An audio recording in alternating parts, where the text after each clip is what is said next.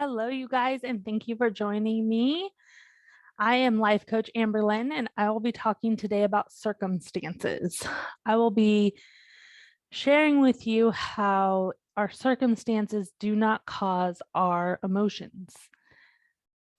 We are raised in a society where we are taught that other people or circumstances cause our emotions and create the results that we have in life. But that just is not the case. I would like to ask you to be open to the possibility that our circumstances do not create our results. I want to give you a little scenario.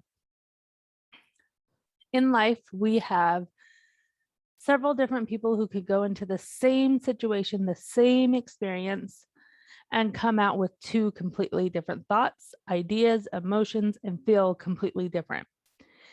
And the reason that is because it's not the circumstance that created the results or the emotions inside of them. It is the thought that they had about the circumstance that creates the emotions inside of them. So today I want to talk to you about how circumstances are neutral. Sometimes that is a concept that's really hard for our human primitive brain because we have grown up with the idea that our circumstances are not neutral and that they are very hard and sometimes over obstacles that are too hard to overcome. So what I like to say is that circumstances are just the facts that everybody could agree on in a situation. And that the thought that we have about the circumstances is what creates our emotions. I want you to think about a time when you and a friend or you and a sibling experienced the same circumstance, but you guys came out feeling completely different. Why do you think that is? It's because you both had different thoughts about that experience or about that circumstance. So our brain is a storyteller. It's a muscle that is constantly telling us a story. So our primitive brain, when it is not being managed, has a story that it wants us to tell, wants us to buy into, it wants us to believe. And it wants us to believe that our circumstances or other people cause our emotions. And why does it want that? Because our brain wants to conserve energy, and it can conserve energy by not having to work on any of that stuff, by giving away its power. So if we create our thoughts, okay, let me back that up. If our thoughts create our emotions, then why do we think certain thoughts? Well, the majority of our thoughts are on autopilot. They're on automatic. Our subconscious brain has spent so much of our life just feeding us thoughts and being on repeat because we have not been in conscious awareness of these thoughts. So now we have thoughts that we have thought our entire life that create certain emotions inside of us. So when we have these thoughts that we've thought the majority of our life, they become thought beliefs. And if we continue to believe them, they become our brain's narrative, the story that they're constantly telling. Because our brain not only is a muscle that likes to conserve energy, increase pleasure, and decrease pain, it also likes to collect evidence and categorize things. But it does so with major bias. Through neuroscience research, you will see that our brain is so biased against what is comfortable and uncomfortable. Things that we perceive as hard, things that we perceive as easy. And our brain collects evidence for whatever we tell it or whatever our primitive brain tells it. So if we have a narrative in our primitive brain that we are not enough, that so-and-so doesn't like us, that our boss just takes advantage of us, that our coworker doesn't like us, any of these like narratives that we have or that our brain wants to tell us, that we're not good with money, that we're not responsible, that we're too lazy, we're not disciplined enough. Well, then our brain goes to work looking for evidence to prove that to be true. Did you ever know that? It's called confirmation bias. It's the ability for our brain to pick up and select the evidence to show us that our thoughts are true. So what do we do about it, right? Well, we have the primitive part of our brain, but we also have the higher part of our brain, our prefrontal cortex, that we can learn to engage in and step into awareness. And when we are in that awareness, we can start beginning to observe our thoughts. We can observe our brain patterns and see the consistent narrative that our brain is telling us. And when we take time to step into this awareness and see the story that our brain has been subconsciously giving us, it will change our lives. It will change your life. It already has changed mine.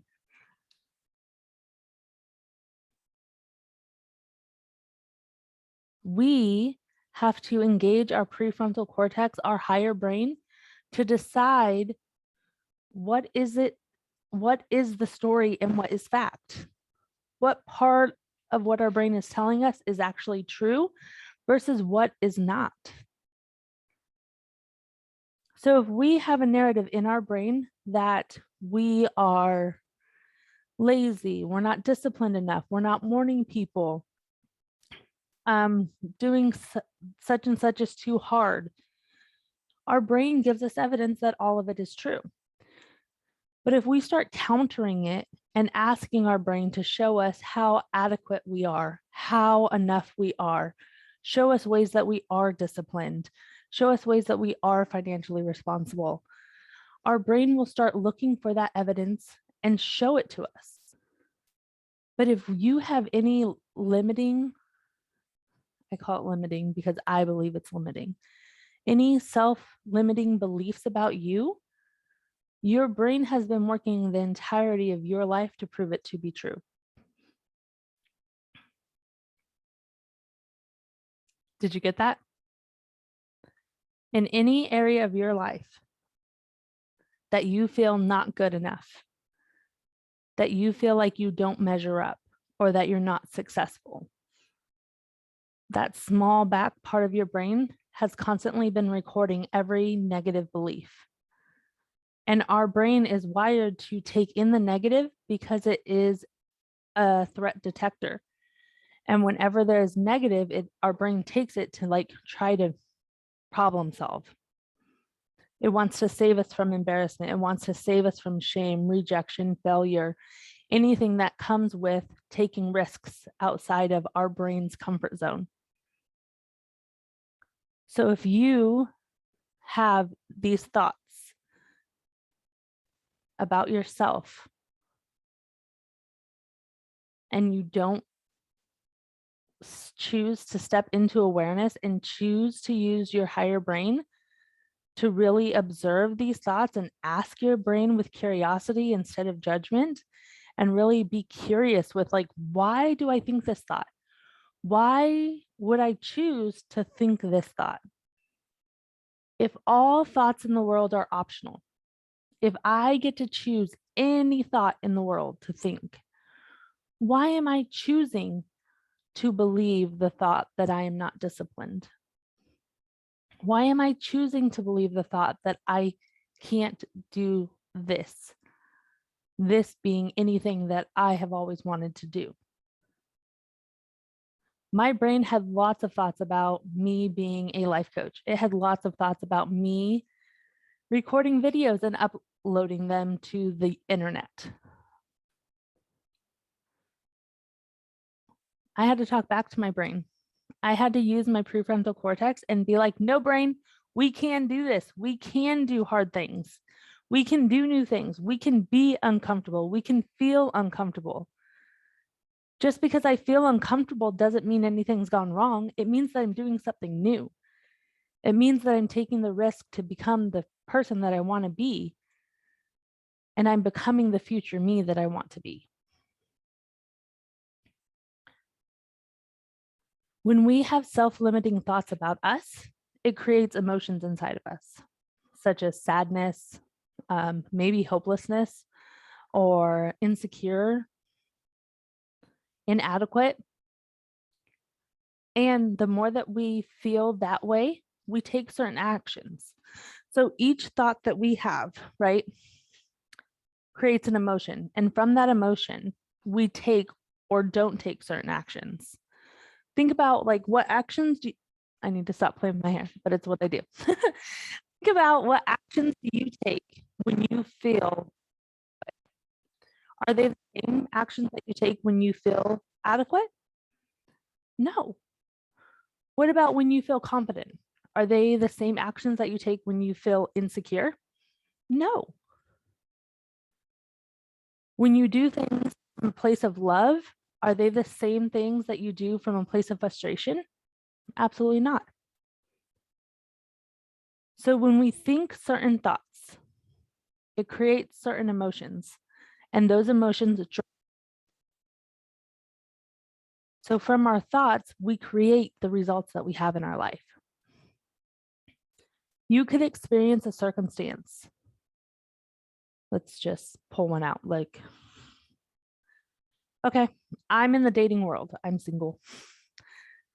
I'm actually the happiest I've ever been single, thanks to thought work and self-coaching tools.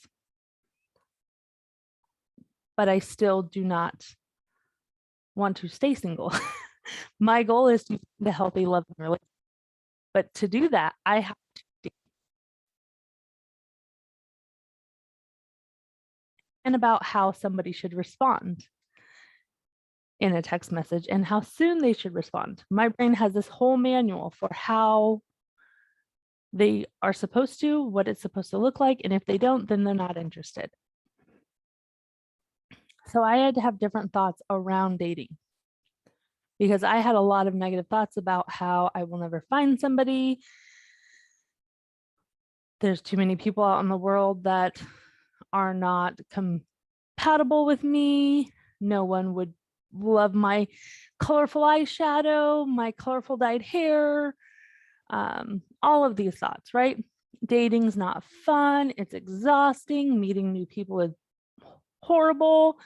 You have to introduce yourself over and over again, right? So I had all of these negative thoughts about dating. So how do you think I approached dating? Do you think I was eager to match with people on Bumble, match with people on Her or anything else? Nope. Do you think I took opportunities to go out and meet people in person? No. But then I'm trying right now to really look at dating as an opportunity to meet new people and learn new things. And that is something I enjoy doing, right? And when somebody doesn't want a second date, it used to take me so long to be like, why? What happened? What went wrong? Like, what did I do wrong? And I questioned myself, right? Well, a few months ago, I went on a date. I thought it went awesome. I was so excited. Turns out they did not feel the same way. And this time it only took me a day and a half to get over it. To some of you, that may be a lot, but to me, that's huge progress. I didn't make it mean anything about me. I didn't make it mean that I wouldn't find somebody or that I was enough for them, which is huge. I used to think thoughts of me not being enough constantly, and this time I didn't, not once. If you think about circumstances of being in the workplace, right? I'm a teacher, so I work with a lot of other colleagues, and certain colleagues have different mannerisms that you could take to mean something about you. But I really learned to let people be who they are, give them permission to be who they are, and not make it mean anything about me. It is life-changing when you realize that your thoughts create your emotions and you are in charge 99 to 100% of the time. My brain, see, still wants to fight me on how much control I'm in. But it has been ultimately the most empowering thing to really know that I can create my life. Me, no one else. I can choose every day how I want to show up in my life. As a mom, as a teacher, as a co-parent, as a friend, as a colleague, I get to choose. And I don't always choose the right one because I'm human and I have a human brain. I still have times when my emotions take the driver's seat, but I am way more reflective and way more aware, and I apologize quicker than I ever did. Because I don't make me being a human and making reactive, impulsive behaviors mean anything about me.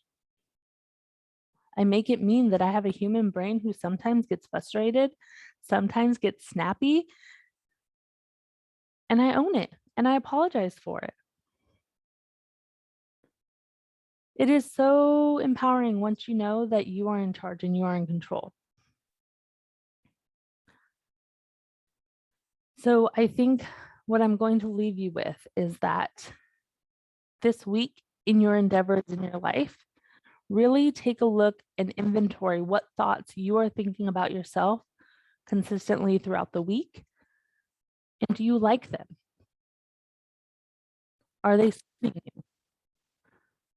The thoughts that you think about yourself getting you to where you want to be in life?